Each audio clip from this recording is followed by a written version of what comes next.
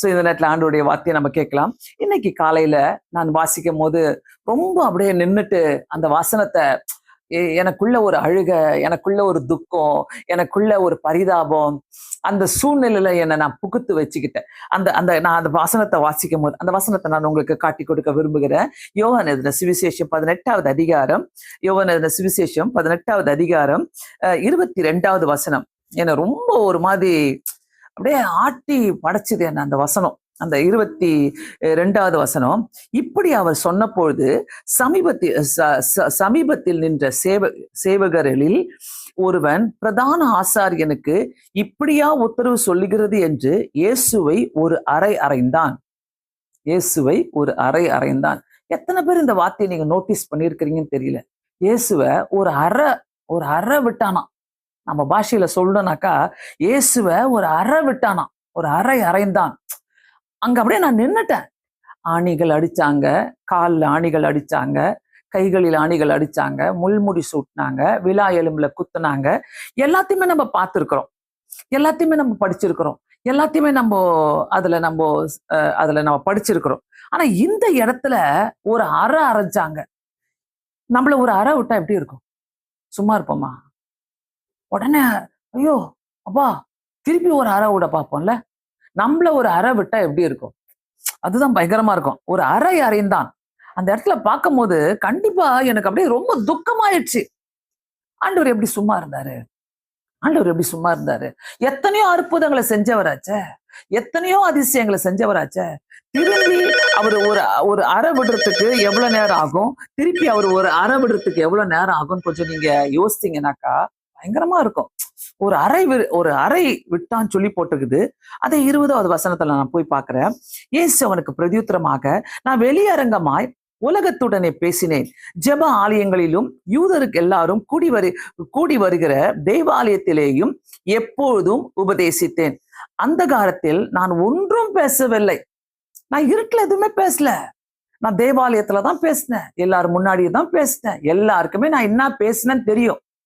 அதாவது எப்படி இருக்குதுனாக்கா, ஆண்டவர் அங்க சொல்றாரு, எல்லாத்தையும் சொல்றாரு. நான் எல்லாருக்கும் முன்னாடியும் பேசினேன், எல்லாத்தையும் செஞ்சேன், நான் என்ன பண்ணேன்ட்டு எல்லாத்தையுமே சொல்றாரு. 21வது வசனத்துல பாருங்க, நீ என்னிடத்தில் விசாரிக்க வேண்டியது என்ன? நான் சொன்னவைகளை கேட்டவைகளிடத்தில் விசாரியும், நான் பேசினவைகளை அவர்கள் அறிந்திருக்கிறார்களே. நீர் என்னிடத்துல விசாரிக்க வேணாம். நான் யார்கிட்ட பேசினனோ, யார்கிட்ட கேட்டனோ, யார்கிட்ட சொன்னனோ அவங்க கிட்ட போய் விசாரிங்க. ஆனா ஒருத்தரை குற்றவாளியா ஆக்கணும்னாக்கா உலகம் இருக்குத எப்படியாச்சும் அவங்களை குற்றவாளியா ஆக்கிட்டே இருக்கும். அதுக்கப்புறம் பாத்தீங்கன்னாக்கா 23வது வசனத்துல இயேசு அவனை நோக்கி, இதுதான் ரொம்ப அழகான ஒரு வசனம். அந்த ஒரு அறைய வாங்கிக்கிட்டு அவர் பேசுறாரு பாருங்க. இயேசு அவனை நோக்கி, நான் தகாத விதமான் பேசினது உண்டானால் தகாத விதத்தை தகாததை ஒப்புவி. நான் தகுதியாய் பேசினேன் ஆகில் என்னை ஏன் அடிக்கிறாய்? வா, பயங்கரமான ஒரு வசனத்தை அவர் கேட்கிறார். ஏன் என்ன அடிக்கிறாய்? ஜீசஸ் சேலஞ்சஸ் த இன்ஜஸ்டிஸ். அந்த இடத்துல ஆண்டவர் அந்த அநீதியான காரியத்தை சேலஞ்ச் பண்றாருங்க, சவால் பண்றாரு. சோ சில நேரங்களில அவர் எப்படி சவால் பண்றாருன்னா பொறுமையா சவால் பண்றாரு. நம்மளாம் இருந்தா அந்த இடத்துல, உனக்கு தெரியுமா? உனக்கு என்ன எப்படி தெரியும்? நீ எப்படி செஞ்ச சொல்லு பார்க்கலாம். 10 கேள்வி கேட்போம். 10 கேள்வி கேட்டு அந்த இடத்துல நம்ம என்ன பண்ணுவோம்? அவங்கள வீணான ஒரு சிந்தனைக்குள்ளாக நம்ம கொண்டு போவோம். அவங்கள இன்னும் கொஞ்சம் கோபம் வர வைப்போம். அவன் கோபமா கேட்கறான், அவன் அநீதியா பேசுறான், அநியாயமா பேசுறான். ஆனாலும் ஆண்டவர் ஒரு அறை விடுறான். இயேசுவை நல்லா தெளிவா போட்டுக்குது. இயேசுவை ஒரு அறை அறைந்தான். அங்கதான் அப்படியே நின்னுட்டேன் நான். அந்த இடத்துல நான் என்ன பண்ணிருப்பேன்? நீங்க எல்லாம் கேளுங்க. அந்த இடத்துல நான் என்ன பண்ணிருப்பேன்? ஒருத்தர் என்ன பண்ணிருப்பான் அந்த இடத்துல? ஆனா இயேசு அங்க ரொம்ப ஜென்டலா, அழகா, பொறுமையா கேட்கிறாரு. நான் தகாத விதமாய் பேசினது உண்டானால், நான் தகாத விதமா பேசலையே, வேண்டாதத பேசலையே.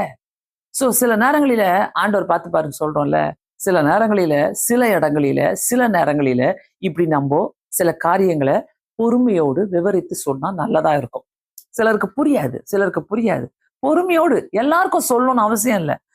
நான் நினைக்கிறேன் டிபெண்ட்ஸ், யாரு எப்படி இருக்கிறாங்களோ அவங்களுக்கு விவரித்து சொல்றது நல்லது.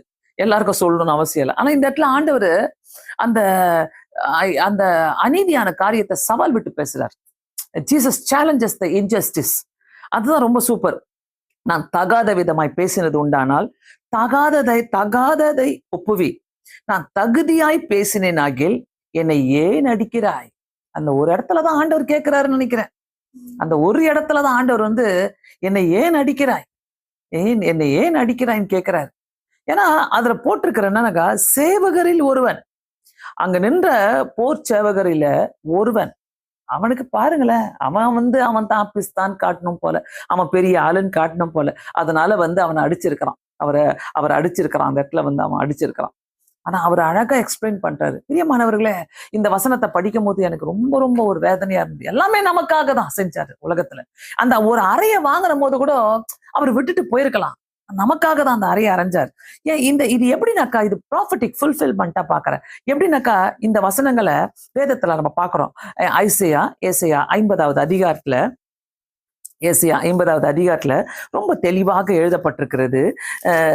அந்த இடத்துல 50வது அதிகாரம் 6வது வசனத்துல இருந்து, அடிக்கிறவர்களுக்கு கர்த்தராகிய ஆண்டவர் என் செவியை திறந்தார், நான் எதிர்க்கவும் இல்லை, நான் பின்வாங்கவும் இல்லை. 5வது வசனத்துல இருந்து, நான் எதிர்க்கவும் இல்லை, நான் பின்வாங்கவும் இல்லை. 6வது வசனம், அடிக்கிறவர்களுக்கு என் முதுகையும் தாடை மயிரையும் பிடுங்கிறவர்களுக்கு என் தாடைகளையும் ஒப்பு கொடுத்தேன், அவமானத்துக்கு உமிழ்நீரும் என் முகத்தை மறைக்கவில்லை. இந்த மாதிரி ஒரு மனுஷனால இந்த உலகத்துல வாழ முடியாதுங்க. ஆனா தட்ஸ் வாட் ஆண்டவர் நம்ம கிட்ட எதிர்பார்க்கறது தான். ஆண்டவர் அவர் முகத்துல எச்சு துப்புறாங்க, காரி துப்புறாங்க. நான் என் முகத்தை மறைக்க கூட இல்லைன்றாரு.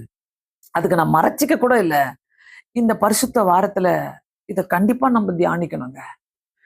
நமக்காக ஒரு ஜீவன் 2000 வருஷங்களுக்கு முன்பாக இப்படியெல்லாம் பாடு அனுபவிச்சாருனாக்கா, இன்னைக்கு நம்ம ரொம்ப சந்தோஷமா இருக்கிறோம்னாக்கா, ஒரு ரட்சிப்பை பெற்றுக்கிட்டு நம்ம ஒரு சந்தோஷமான வாழ்க்கை வாழ்ந்துட்டு இருக்கிறோம்னாக்கா, ஒரு அடி கூட இல்லையே, நம்ம படலையே.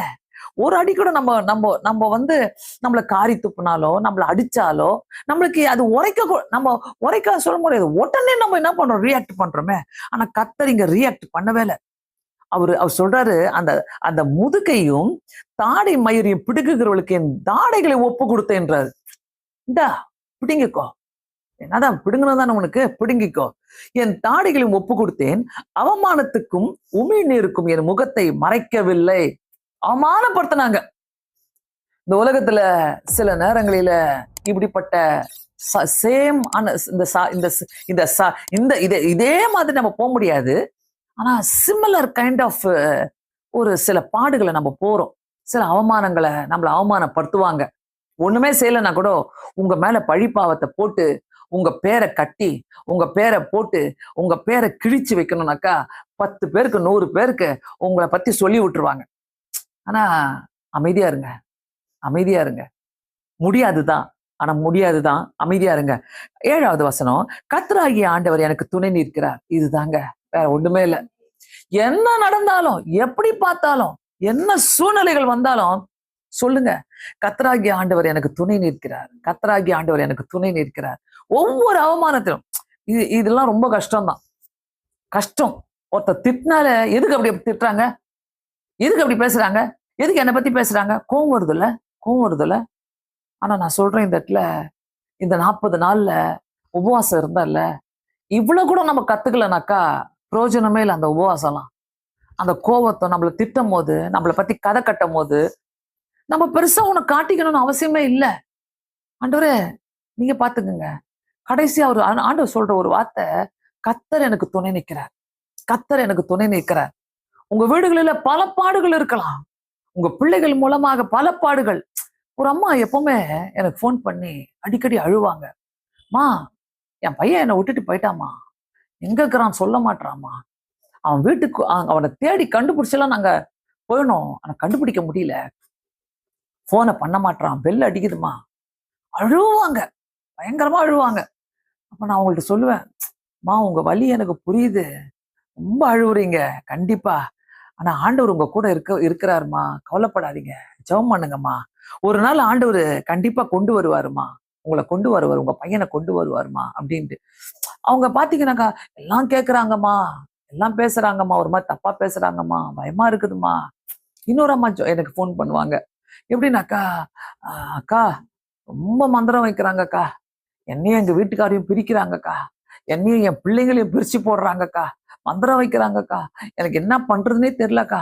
ஏசப்பா மட்டும்தான்க்கா எனக்கு துணையா இருக்கணும், வேற யாராலையும் எதுவுமே செய்ய முடியாதுக்கா. அக்கா தயவு செய்து ஜெபம் பண்ணுங்கக்கா. அவங்களாம் ஆண்டவரை அறியாதவங்க. இப்படி எல்லாம் பேசும்போது ரொம்ப கஷ்டமா இருக்கும். பிரியமானவர்களே, ஆண்டவருக்குள்ள நம்ம இருக்கிறோம்னாக்கா, ஒரே வார்த்தை நம்ம சொல்ல வேண்டிய தைரியமான வார்த்தை, கர்த்தராகிய ஆண்டவர் எனக்கு துணை நிற்கிறார். கர்த்தராகிய ஆண்டவர் எனக்கு துணை நிற்கிறார். அஹ் அஹ் கர்த்தராகிய ஆண்டவர் எனக்கு துணை நிற்கிறார் நீங்க சொல்லும் போது, கண்டிப்பாக கர்த்தர் நமக்கு அதை பேச நமக்கு உதவி செய்ய வல்லவராக இருக்க நம்ம கூட இருக்கிறாரு. நம்ம கூட இருக்கிறாரு. பிரியமானவர்களே, இதைதான் கர்த்தர் நம்ம கிட்ட கேட்டுட்டு இருக்கிறாரு. நம்ம எப்படி போறோம், எப்படி கோவப்படுறோமா, இல்ல நம்ம என்ன செய்ய போறோம், நம்ம எப்படி இருக்கிறோம், இதைதான் கர்த்தர் நமக்கு கேட்டுட்டே இருக்கிறார். சோ நம்ம தயவு செய்து இந்த இடத்துல கொஞ்சம் யோசிக்கலாமா? இந்த 40 நாளுல, ஆண்டவரே என்னை இப்படி மாத்துங்க, இந்த வழிக்குள்ள கொண்டு போங்க ஆண்டவரே. பொறுமை எனக்கு ஆண்டவரு ஆவி, ஆத்மா, சரீரம், இதைதான் கேட்கிறார் ஆண்டவர். இதைதான் பரிசுத்தப்படுத்த சொல்லி ஆண்டவர் கேட்கிறாரு. சோ சும்மா பூ வைக்காத, இந்த ட்ரெஸ் போடாத, நகை போடாத, 40 நாளைக்கு நீ இப்படி இருந்துக்கோ, நல்ல ட்ரெஸ் பண்ணாத, கருப்பு ட்ரெஸ் போட்டுக்கோ, கருப்பு மாலை போட்டுக்கோ, இதெல்லாம் கர்த்தர் உங்ககிட்ட எல்லாம் கேட்கவே இல்லை, என்னைக்குமே கேட்கல. சோ சிலர்லாம் முட்டாள் மாதிரி எழுதிட்டு இருப்பாங்க, இதை பண்ணாதீங்க, அதை பண்ணாதீங்க, நகை போடாதீங்க, இப்படி பேசாதீங்க, அப்படி பேசாதீங்கன்ட்டு. ஐ டோன்ட் கேர்ங்க, ஐ டோன்ட் கேர். எனக்கு என் கர்த்தர் எனக்கு துணை நிற்கிறாரு. ஹல்லேலூயா. கர்த்தர் துணை நிற்கும் போது சில காரியங்களை இக்னோர் பண்ணிட்டு போயிட்டே இருக்கணும். போயிட்டே இருங்க. எவன் பேசினான்னா, எவன் என்ன சொன்னா என்ன, யாரு நம்மளை பத்தி தப்பா பேசினான, அந்த நீதிபரர் எல்லாரையும் அறிந்து வச்சிருக்கிறார்ல, அந்த நீதிபரருக்கு எல்லாமே தெரியும்ல, அந்த நீதிபரர் நமக்கு பார்த்துட்டே இருக்கிறாரு. அவரே அந்த இடத்துல ஒரு அறைய வாங்கிக்கிட்டு, யோவான் சுவிசேஷம் 18வது அதிகாரத்துல 22வது வசனத்துல ஒரு அறை கொடுக்குறாங்க அவருக்கு. அந்த அறையை வாங்கிக்கிட்டு, ஏன் என்ன அடிக்கிறான்னு கேட்டுட்டு அவர் அழகா எக்ஸ்பிளைன் பண்றாரு. நான் சொல்றேன், நிறைய நேரங்களில சிலர் முட்டாள்தனமா பண்ணிடுவாங்க. கோவத்துல கத்திடுவாங்க, கோவத்துல அடிச்சிடுவாங்க, நம்ம மேல இருக்கிற கோவத்தை காட்டிடுவாங்க, நம்ம மேல இருக்கிற வெறிதனத்தை, நம்ம மேல இருக்கிற பொறாமைய எப்படிலாம் காட்டணுமோ காட்டிட்டு ஒரு 5 மாசம் கழிச்சு அப்புறமா எங்கன்னா பாத்தீங்கன்னாக்கா, அவங்களுடைய சத்தமோ, அவங்க பேரோ, அவங்க உருவமோ நம்ம கண் முன்னாடியே இருக்காது. கண் முன்னாடியே இருக்காது. ஏன்னாக்கா கர்த்தர் அவங்களுடைய சமாதானத்தை பிடிக்கிடுவாரு. இவரை அடிச்சுட்டு போனாங்களே, இவரை ஒரு அறை விட்டுட்டு போனாங்களே, எங்க ஓடினாங்க அவங்கெல்லாம்? அவர் உயிர்த்தெழுந்த பிறகு எங்க ஓடினாங்க? ஏன்னா கர்த்தர் எனக்கு துணை நிற்கிறார். பிரியமானவர்களே, இந்த சாயங்கால வேலையில உண்மையாகவே இந்த பரிசுத்த வாரத்துல நம்ம இதை தியானிக்கணும். கண்டிப்பாக இந்த தியானங்கள் நமக்கு தேவையா இருக்கிறது. சோ அடுத்தது வாங்க, அடுத்த படிக்கலாம். 7வது வசனத்துல ஐசையா 50வது அதிகாரம். கர்த்தராகிய ஆண்டவர் எனக்கு துணை நிற்கிறார், ஆகையால் நான் வெட்கப்படேன். ஒரு நாளும் தேவனுடைய பிள்ளைகளை கர்த்தர் வெட்கப்படுத்தவே மாட்டார். எவ்வளவு நீங்க அவமானப்பட்டாலும் சரி, எவ்வளவு கேவலம், எந்த வீட்டுல நடக்காதது உங்க வீட்டுல மட்டும் நடக்குது? எல்லார் வீட்லயும் ஏதோ ஒரு பிரச்சனை நடந்துட்டே தான் இருக்கும். ஒருத்தர் வீட்டுல ஒரு பிரச்சனை நடக்குதுனாக்கா அவங்க சொல்லிப்பாங்க, ஐயோ அவங்க வீட்டுல இப்படிப்பட்ட பிரச்சனை நடந்தான், அவங்க வீட்டுல இப்படி இருக்குதான், அவங்க வீட்டுல. உன் வீட்டுல என்ன நடந்தது? உன் வீட்டுல என்ன நடக்குது? சோ இதை நம்ம தியானிக்கலாமா? இதை நம்ம யோசிக்கலாமா? உங்க வீட்டுல என்ன நடக்குது? நான் அடிக்கடி சொல்லுவேன், அதாவது மற்றவங்களுடைய காரியத்தை, மற்றவங்களுடைய பிரச்சனைய, மற்றவங்களுடைய விஷயத்த எழுதுவதற்கு பெண்ணு நல்லா வேலை செய்யும். நம்மளுடைய காரியத்தை எழுதுவதற்கு, நம்ம சொந்த பிரச்சனையை எழுதுவதற்கு, நம்ம மேல இருக்கிற பாவங்களை எழுதுவதற்கு நம்ம பெண்ணு வேலை செய்யாது. பிரியமானவர்களே, இதை கர்த்தர் கண்டிப்பா மாத்தணும்ன்றாரு. இந்த பரிசுத்த வாரத்துல இதைதான் கர்த்தர் கேட்கிறாரு. பரிசுத்த வாரன்றது சும்மா போயிட்டு சர்ச்சில் உட்காந்துட்டு வர்றது கிடையாது. ஐயோ பரிசுத்தமா போய் உட்காந்துட்டு வரேன் இந்த பரிசுத்த வாரத்துல, ஏசப்பா நான் பரிசுத்தமா போய் உட்காந்துட்டு வரேன், நான் உண்மை கும்பிட்டு வரேன் ஏசப்பா, நான் உங்களை பார்த்துட்டு வரேன் ஏசப்பா, உங்களையே நான் நினைச்சிட்டு வரேன் ஏசப்பா, பரிசுத்தமா இருக்கிறப்ப. இல்லைங்க, இல்ல. மனமாற்றங்களை கர்த்தர் அதிகமா கேட்கிறாரு. மனமாற்றங்களை கர்த்தர் அதிகமா நம்மளுடைய வாழ்க்கையில கேட்கிறாரு. பிரியமானவர்களே, தயவு செய்து இந்த பரிசுத்த வாரத்துல ஆண்டவர் பாருங்க என்ன அருமையா பேசுற, நான் வெட்கப்படேன். நம்ம மனசுல ஒரு தப்பம் இல்லைனாக்கா நம்ம வெட்கப்படுறதுக்கும் தேவையே கிடையாதுங்க. நான் வெட்கப்படேன், நான் வெட்கப்பட்டு போவதில்லை என்று அறிந்திருக்கிறேன். ஹalleluya.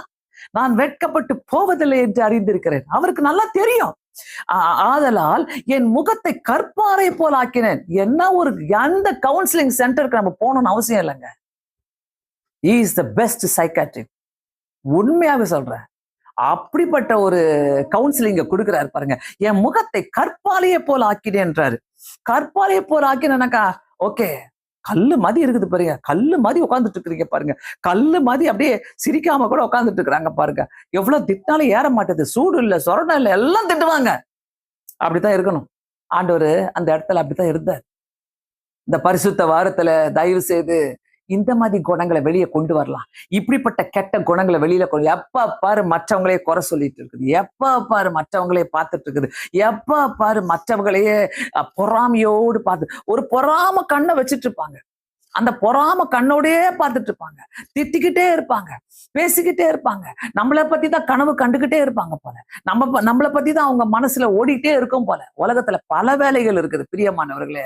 இதெல்லாம் விட்டுட்டு எவன் முன்னேறான், எவன் என்ன பண்ணிட்டு இருக்கிறான், எவன் எங்க திருடுறான், எவன் என்ன பண்ணா, யார் கூட கோத்து வைக்கலாம், யார் கூட என்ன பேசி வைக்கலாம், யார் கூட என்னென்ன நம்ம செய்யலாம், யாரை வச்சு நம்ம இவங்களை சேர்த்து விடலாம், எந்த எந்த இடத்துல இவங்களை போட்டு கீழே தள்ளி விடலாம்.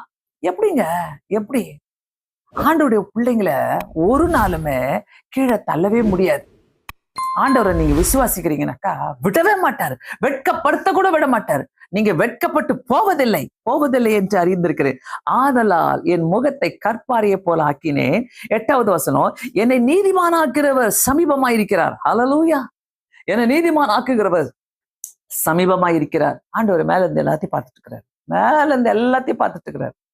இந்த உலகத்துல ஒன்னும் பெரிய நீதிபதிகளோ நியாயாதிபதிகளோ நமக்கு தேவையே இல்லை. அவர் எல்லாத்தையும் செய்வார் பாருங்க. நமக்கு என்ன சேருமோ கண்டிப்பாக அதோடைய பலனை எல்லாரும் பார்ப்பாங்க. யாரெல்லாம் யாரை துன்பப்படுத்துறோமோ, யாரெல்லாம் யார ஆண்டவருக்கு முக்கியத்துவம் கொடுக்காம இருக்கிறோமோ கண்டிப்பா கணக்கு ஒப்புவிக்கிறோங்க ஆண்டவர்கிட்ட. சோ இந்த 40 daysல பரிசுத்த வாரம் சொல்லிட்டு, ஐயோ ஆண்டவரே பரிசுத்த வாரம் முடிய போது, எப்படா ஈஸ்டர் வரும், என் கெட்ட பழக்கத்தெல்லாம் நான் தொடங்கலாம் திருப்பி அப்படின்ற ஒரு எண்ணத்துக்குள்ள போகாதபடி நம்மளையே அர்ப்பணித்து கண்டிப்பாக நம்ம ஜெபிக்க கடமைப்பட்டிருக்கிறோம். இப்படிப்பட்ட லைஃப் ஸ்டைல தான் ஆண்டவர் நம்மகிட்ட எதிர்பார்க்கிறாரு. சும்மா நிறைய பேரு இஷ்டத்துக்கு அவங்க மாத்திக்க வேண்டியது. பைபிள்லயே கையில பிடிச்சிட்டு இருப்பாங்க, கெட்ட குணங்களை விட மாட்டாங்க. கெட்ட குணங்களை விடாம என்ன சாதிக்கிறோம்? கெட்ட குணங்கள் எல்லாமே, அந்த கெட்ட குணங்கள் ஒரு மிஷின் மாதிரி ஓடிக்கிட்டே இருக்கும். அது ஏன் நமக்கு அந்த கெட்ட குணங்களை வச்சுக்கிறதுனால என்ன பிரயோஜனம்? ஒருத்தவங்களை நீங்க நல்லா இருக்கிறீங்கன்னு சொல்றதுக்கு மனசு வராது, ஒருத்தவங்களை அப்ரிஷியேட் பண்ண மனசு வராது, ஒருத்தவங்க கிட்ட நல்லா பேச மனசு வராது. 40 நாள் உபவாசம் இருந்து என்னங்க பிரயோஜனம்? ஆண்டவர் என்ன சொல்றாரு? உன் விரோதியை கூட நேசின்றாரு. நேசிக்க முடியுதா? ஒருத்தரை பார்த்து பிரைஸ் அலாட் சொல்லவோ ஸ்தோத்திரம் சொல்லவோ மனசு வராது. இதெல்லாம் மாத்தாம நம்ம என்ன பண்றோம்? ஆண்டவரே பரிசுத்த வாரம். நம்மளுடைய எண்ணங்கள் பரிசுத்தமாச்சா? நம்முடைய வாய் பரிசுத்தமாச்சா? நம்முடைய கண்கள் பரிசுத்தமாச்சா? நம்முடைய இருதயம் பரிசுத்தமா இருக்குதா? எப்படியெல்லாம் நம்ம இருக்க வேணும்? இதைதான் கர்த்தர் நம்மள்ட்ட எதிர்பார்க்கிறாரு இந்த நாட்களில. சோ ஆண்டவருக்கு ஒப்பு கொடுத்து நம்ம ஜெபிக்கலாம். தயவு செய்து யாரெல்லாம் ஆன்லைன்ல பார்த்துட்டு இருக்கிறீங்களோ இது ஜெபிக்கலாம் வாங்க. இந்த சேனல் நான் ரெவரன்ஸ் சேர ஏப்ரஹாம் உங்களுக்காக தினமும் நாங்க ஜெபித்து கொண்டு இருக்கிறோம். ஒருவேளை உங்களுடைய ஜெப குறிப்புகள் இருக்குமானா நீங்கள் கண்டிப்பா எங்களுக்கு எழுதுங்க. அது மட்டும் இல்லாமல் இந்த இடத்துல ஆண்டவர் நம்ம சொல்லுகிறபடியே ஆண்டவர் ஒரு அறை வாங்கினா கூட நான் வெட்கப்பட்டு போவதில்லை என்று சொன்னாரு பாருங்க. அந்த இடத்துல நில்லுங்க. என்னை பத்தி பேசுறியா பேசிக்கோ, இப்படி கற்பாரிய போல ஆக்குங்க. அந்த லாஸ்ட்ல முடிக்கிறார் பாருங்க, என் முகத்தை கற்பாரிய போல ஆக்கினேன். ஆண்டவரே நான் இப்படிதான் இருக்க போறேன். ஆண்டவரே I am going to stand with you. ஏன் நான் கத்த சொல்லிட்டேன், நான் உனக்கு துணை நிற்கிறேன். நான் உனக்கு துணை நிற்கும் போது நம்ம கத்தர் கூட நின்னுதாங்க ஆகணும். அப்படியே ஒரு கண்களை மூடி ஒரு குட்டி ஜெபம் பண்ணலாமா? ஆண்டவரை நோக்கி, ஏசப்பாட்ட நோக்கி. யாரெல்லாம் துக்கத்தோடு இருக்கிறீங்களோ, ஆண்டவரே நான் இப்படிப்பட்ட ஒரு அவமானத்துல இருக்கிறேன், இப்படிப்பட்ட ஆண்டவரே என்னை வெட்கப்படுத்துற இடத்துல நான் இருக்கிறேன், ஆண்டவரே என்ன அவமானப்படுத்துற இடத்துல இருக்கிற ஆண்டவரே, ஏசப்பா அவங்க பேசுற ஒவ்வொரு வார்த்தையும் என்ன ஒரு அற விடுற மாதிரி தான் இருக்குது ஏசப்பா. ஆண்டவரே இந்த இடத்துல இந்த பரிசுத்த வாரத்துல என்னை ஒப்பு கொடுக்குறேன் ஆண்டவரே. ஆண்டவரே என்னை ஒப்பு கொடுக்குறேன்னு சொல்லுங்க ஆண்டவர்கிட்ட. ஒரு வார்த்தை ஆண்டவரே, ஒரு வார்த்தை ஏசப்பா, என் கூட நீங்க துணை நிக்கிறீங்க ஏசு சுவாமி. ஆண்டவருக்கு ஒப்பு கொடுத்து ஜெபம் பண்ணுங்க.